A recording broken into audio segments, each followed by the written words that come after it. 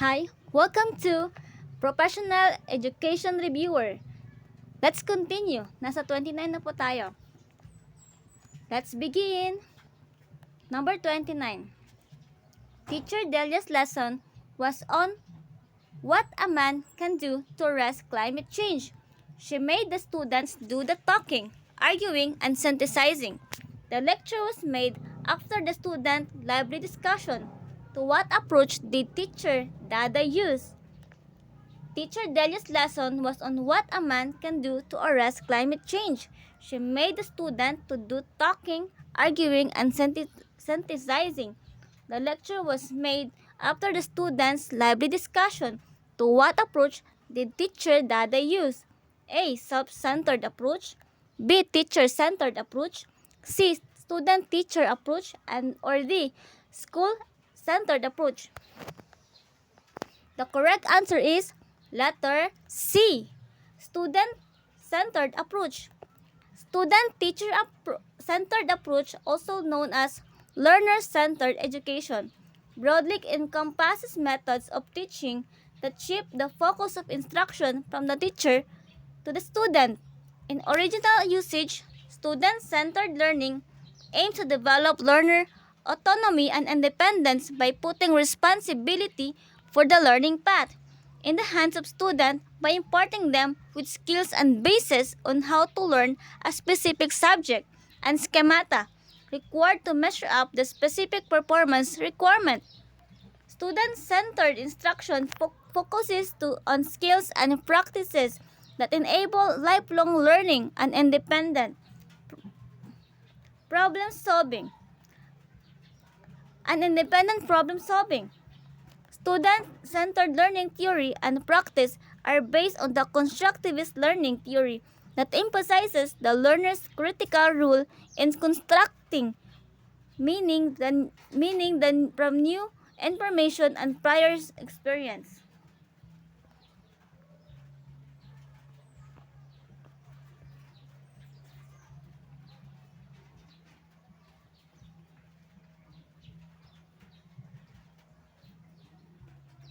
Number 30.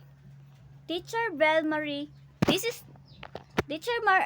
Bell Marie said, "This is the rule on how to multiply fraction. To illustrate, let's give example." Then she gave fraction to the class for them to multiply. How did Teacher Bell Marie proceed? I repeat, Teacher Bell Marie said, "This is the rule on how to multiply fractions. To illustrate, let's give examples." Then she gave fractions to the class to them to multiply. How did Teacher Bell Marie proceed? A. Deductively. B. Inductively. C. Deductively then inductively. Or D. Inductively then deductively. The correct answer is letter A. Deductively. Teacher Bell Marie started her lesson on the rule general on how to multiply fractions, then proceed with giving example or specific.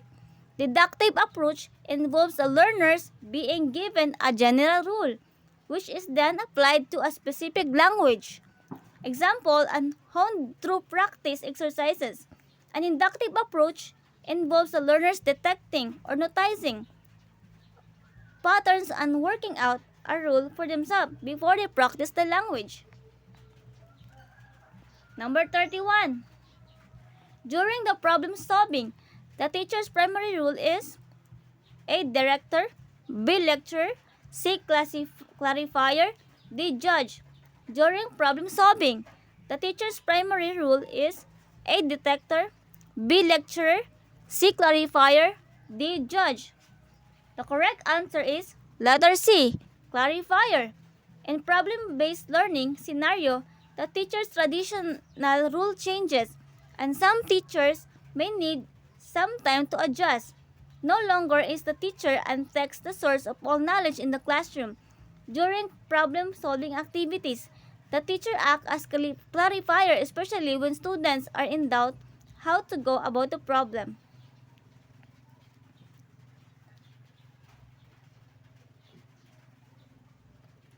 32. Which of the following provides open environment for discussing opinions without fear of being wrong? or ridiculed for an unpopular opinion. A debate, B buzz session, C symposium, or D committee. Which of the following provides open environment for opinions without fear of being wrong or ridiculed or an unpopular opinion? A debate, B buzz session, C symposium, D committee. The correct answer is letter B, buzz session. Buzz sessions are short participative sessions that are deliberately built into a lecture or larger group exercise in order to stimulate discussion and provide student feedback. In such session, small subgroups of 2 or 4 persons spend a short period, generally no more than 5 minutes, intensively discussing a topic or topics suggested by the teacher. Each subgroup then reports back on its deliberation to the group as a whole, or sometimes combines with another subgroup in order to share their findings and discuss the implication. Number 33. The school conducted a general student election for the Supreme Student Council. The election is patterned after the Comedic system. The school is using what kind of technique? The school conducted a general student election for the Supreme Student Council. The election is patterned after the Comedic system. The school is using what kind of technique? A. Symposium, B. Stimulation, C. Panel discussion, or D. Dramatization. The correct answer is letter B, stimulation.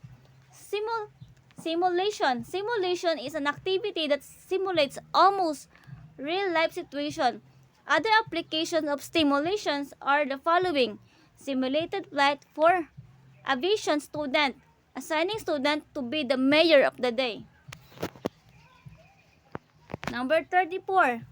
Which of the following would be the best choice if the teacher would like to focus on additional attitudinal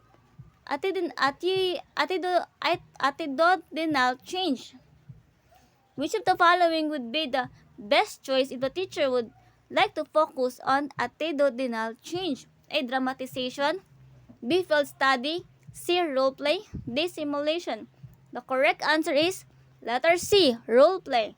Role playing allows a child to show his own personal emotion and therefore is a good option when focusing in on attitudinal change.